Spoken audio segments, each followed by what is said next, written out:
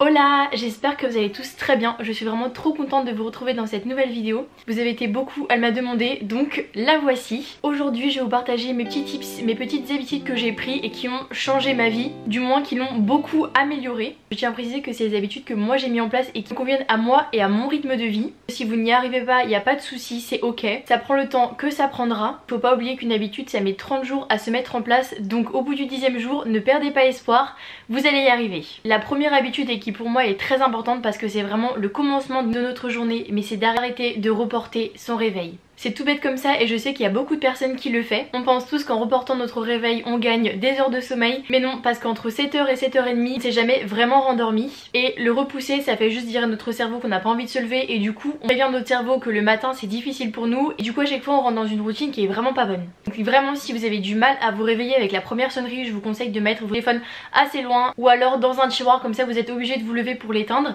Et au moins vous ne mettez pas plusieurs alarmes. La deuxième habitude, c'est d'arrêter de scroller le matin sur son téléphone.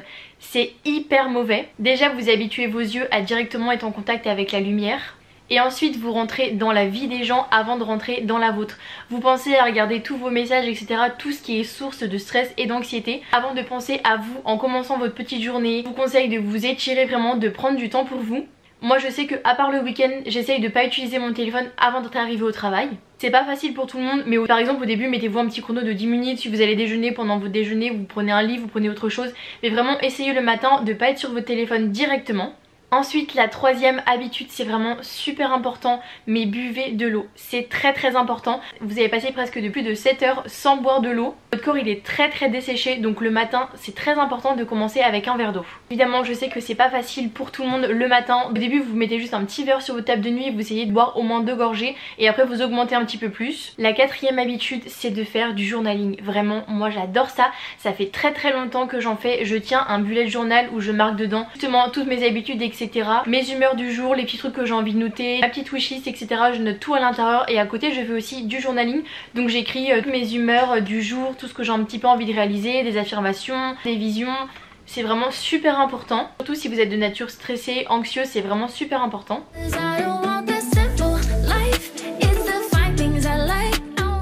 La cinquième habitude, c'est d'arrêter de compter sur la motivation pour faire du sport. Pratiquer une activité physique régulière, c'est super important pour votre corps et pour votre santé. Ça fait un peu cliché de dire ça, mais vraiment c'est super important. Votre corps il a besoin de se dépenser, de bouger. Vraiment c'est super important. Je vous dis pas d'aller taper une petite course là directement de 10 km, mais vraiment de marcher au moins 10 minutes par jour. La première semaine, un petit peu après, d'augmenter 15 minutes, 20 minutes, et vous allez voir franchement que ça va vous faire un bien fou. Déjà rien que de sortir dehors, de prendre l'air, mais même si vous êtes chez vous, de faire des petites séances de cardio, d'abdos, vraiment de ce que vous voulez.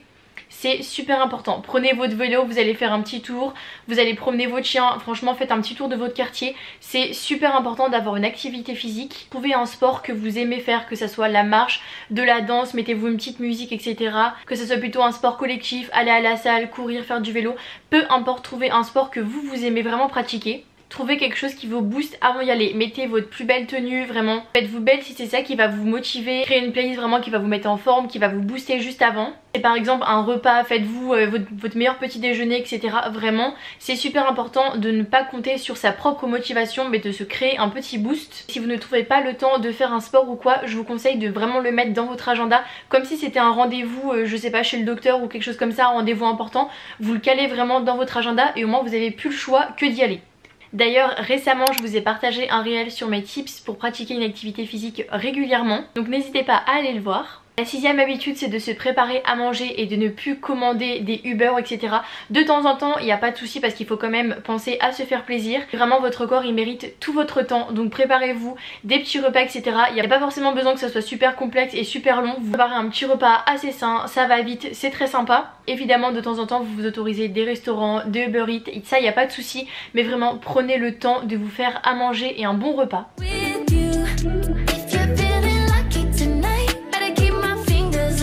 La septième habitude, je trouve que c'est très difficile à mettre en place, mais c'est d'arrêter de surcharger ses to-do list. Il n'y a que 24 heures dans une journée et encore on doit dormir. Vraiment je sais que moi c'est très difficile parce que évidemment comme j'ai l'école, le travail, c'est vrai que le week-end j'ai tendance à prévoir énormément de choses. et du coup à la fin de ma journée quand je fais un petit récapitulatif je vois qu'il reste encore beaucoup de tâches et je me sens vite nulle, donc ça crée beaucoup de stress etc. C'est vraiment pas le but. Ce que je vous conseille de faire, c'est sur vos to-do list vraiment mettre 3 tâches très importantes à réaliser dans la journée et le reste ça peut un petit peu varier. Si vous le faites pas c'est pas grave, surtout ne culpabilisez pour ça et ne vous mettez pas la pression pour ça. Si vous n'arrivez pas à finir votre to-do list ou si vous avez besoin de repos, de vous poser, c'est ok, il n'y a pas de souci. Si vous voulez passer une journée devant Netflix, passez votre journée devant Netflix, c'est ok.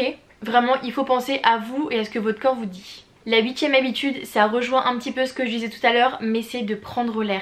Aller faire un tour, même juste 10 minutes, c'est vraiment super important. Surtout par exemple pour les personnes qui travaillent dans des bureaux toute la journée, qui travaillent chez eux, par exemple en télétravail ou quoi, c'est vraiment super important. Prendre l'air juste 10 minutes, vraiment juste pour vous évacuer l'esprit. Là c'est pas une question de sport ou quoi, c'est vraiment juste pour vous aérer l'esprit. Vous en avez beaucoup besoin et je sais que même moi par exemple quand je suis en distanciel toute la journée, le soir j'en peux plus, je vais promener ma chienne parce que franchement je reste enfermée toute la journée et c'est vraiment pas possible. Donc vraiment prenez ce petit temps pour vous, pour aller prendre l'air, pour faire autre chose.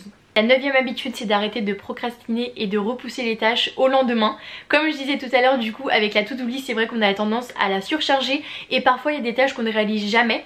Et ça c'est vraiment super important du coup de les mettre en haut de votre liste et de le faire, d'avoir un sentiment d'accomplissement qui va être juste incroyable, de finir enfin cette tâche là. Je sais que moi ça m'arrive pour des trucs vraiment tout bêtes, à chaque fois je marque par exemple nettoyer mes chaussures, un truc comme ça, et je le fais jamais et pourtant ça me fait extrêmement plaisir une fois que je l'ai fait. Parfois il y a des tâches qui sont nécessaires à réaliser. La 10e habitude, c'est une habitude que j'ai mis en place vers le mois d'août et franchement je l'adore. Franchement celle-ci je l'adore, c'est de prendre soin de moi au moins une fois par jour et j'essaye une fois par semaine à plus grosse échelle. Ça peut être juste des petites actions. Moi je sais que c'est faire ma skincare le matin et le soir.